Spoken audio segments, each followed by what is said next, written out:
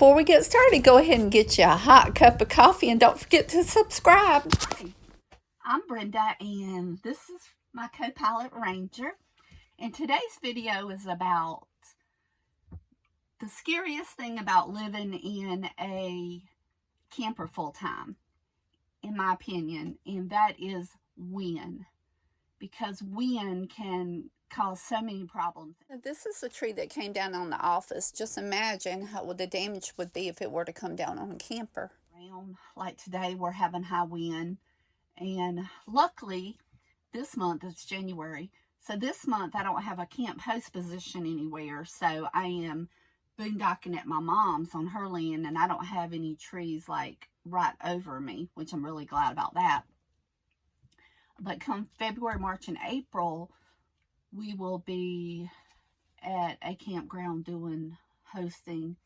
And then May and June, we'll be at a different campground working hosting. And, of course, there'll be trees. There'll be trees over me. Lots of them, big ones.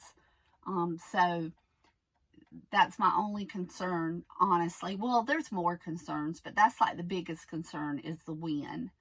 Because, especially now, I even think, you know, having this smaller camper that I really, really love, by the way. We just downsized to a 16 instead of 29. And when the wind's really strong, sometimes I'm like, geez,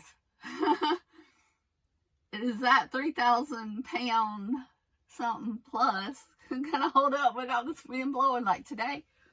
But I know that's not the case. But wind does bother me. I am afraid of lightning a lot too. But gosh, am I saying but a lot? Am I saying but a lot? Do you hear me? That's my filter word. I'm trying to stop it.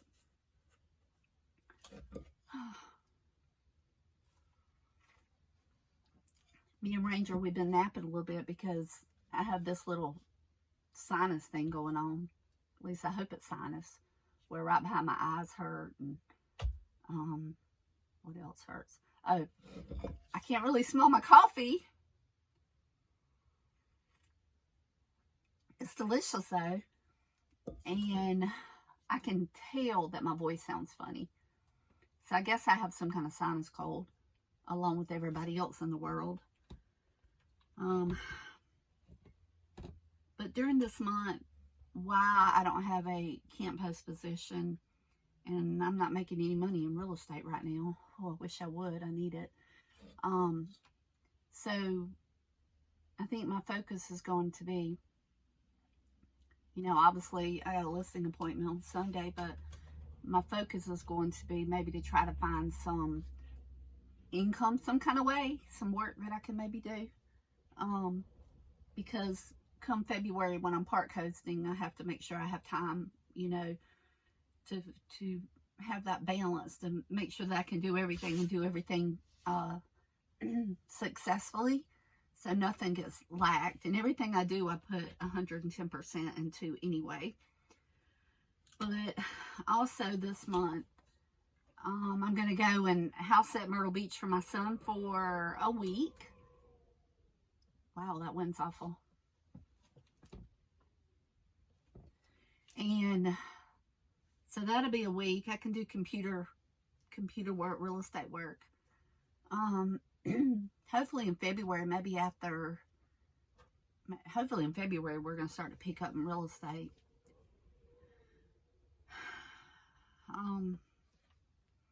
Yeah, so just trying to figure out how to make a living for one. And, you know, a part of me, not really, it didn't last very long, but a part of me is just like, do you need to just go to work somewhere full-time, not do real estate? No. I'm a Gen Xer. I'm not a spring chicken. I'm living my dream right now. I have started this nomadic lifestyle that I want to start, and eventually I want to travel to be able to do it, make a living when I'm old enough to get like something, because I'm 58 right now, and I'm okay to say that.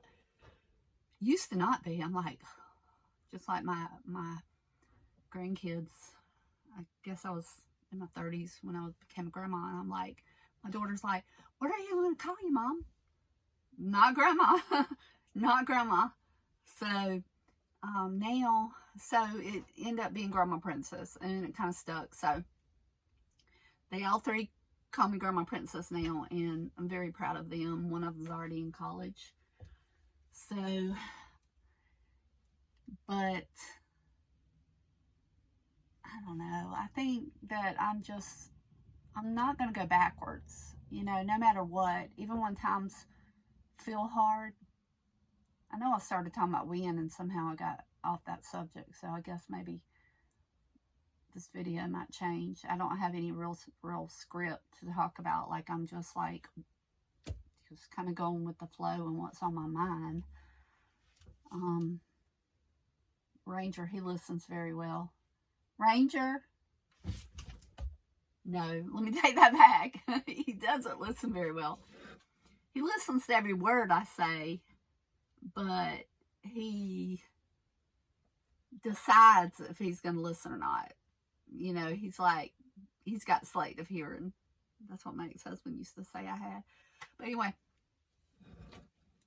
so I'm living my dream. I'm not quite where I want to be yet, because I honestly want to take my camper, take my truck, travel. But right now I need to stay within 100 miles of where I work, where I sell homes and show homes. But in the future, and I'm not going backwards, no matter how hard it gets. Finances are hard. They are, because you have to kind of figure out how you're going to make money when you're not making money. You know, when it's your only income. So, but the goal is, I'm not giving up. I've never been a quitter. I've always kind of gone for what I want anyway. Yeah, my kids used to say I was kind of hard-headed. Like, if somebody told me to do one thing, I was going to completely do the opposite. So that's kind of true. Because I don't like the word no, for one.